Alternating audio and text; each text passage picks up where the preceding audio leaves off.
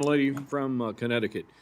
Chair Homendy, you mentioned in your testimony that it is your mission to basically advise, take data from serious incidents, and then make recommendations. Though you have no authority to implement those, you have no authority to enforce such a recommendation. So let's go back to the mid-air collision that happened back on January the 29th.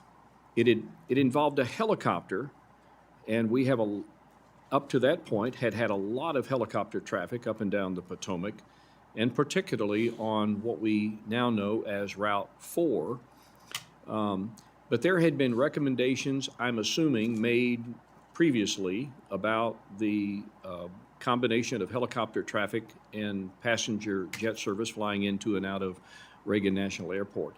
Had there been recommendations on helicopter traffic, specifically with regard to Route 4, which is right across the Potomac? We had not issued any recommendations regarding Route 4, but certainly as part of this investigation, that is one of our big focus. So when you did your investigation, there were some pretty alarming conclusions made. Perhaps most alarming to me was the number of times, and I think this went back to like 2021, I can't remember, but 4 or 5 years, that the number of times where the separation horizontally and the separation vertically was very dangerous. And as I understand it, in vertical separation, less than 75 feet. So can you speak to the conclusions that your team has come up with in researching serious incidents prior to?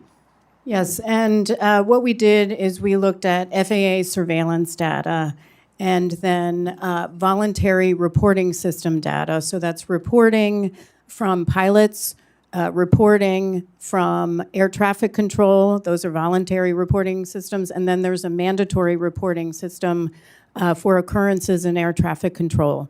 And what the data showed us is that there were 15,214 close proximity events from 2021 through 2024 at DCA between helicopters and planes.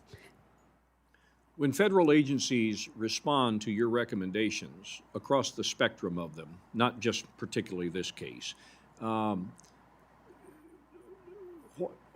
are the hesitancies involved in? Because I'm assuming they don't accept all the recommendations. They don't implement all of the recommendations.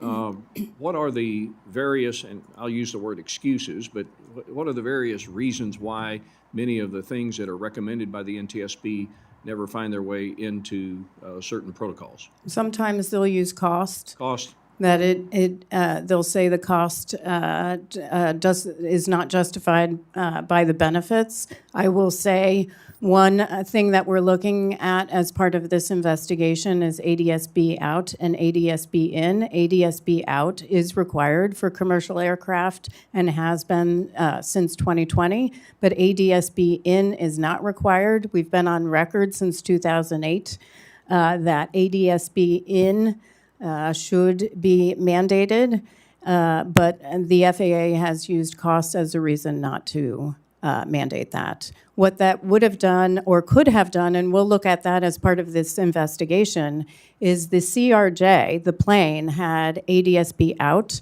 It did not have ADSB in, though American does have some Airbus planes that do have ADSB in that could have provided them some information about the helicopter positioning and flight path. But that information was not available to them. We'll look at how ADSB in could have helped as well as out, including in air traffic control throughout our investigation. Of all of the data-driven conclusions that were made, including the vertical and horizontal separation, what was most alarming to you? I think what is most alarming to me, well, two things, that you had reporting over years. In fact, there was reporting there was data going back to 2011 that traffic collision alerts were going off monthly as a result of close proximity to helicopters, and that's from 2011 through 2024. And so for me, all this data is being collected by FAA from operators, from others, from voluntary reporting systems. Where is that data going to trend potential accidents and incidents in the future? The next accident is in the data right now. And what are we doing to figure out what that is? The other most alarming to me is how nobody figured out, based on the glide slope going into runway 33, that if you look at the helicopter route, that there's only 75 feet of separation between a plane coming in to runway 33 max. That's 75 feet max. That route doesn't have lateral boundaries. And in fact, in this case, the helicopter was to the right of the route.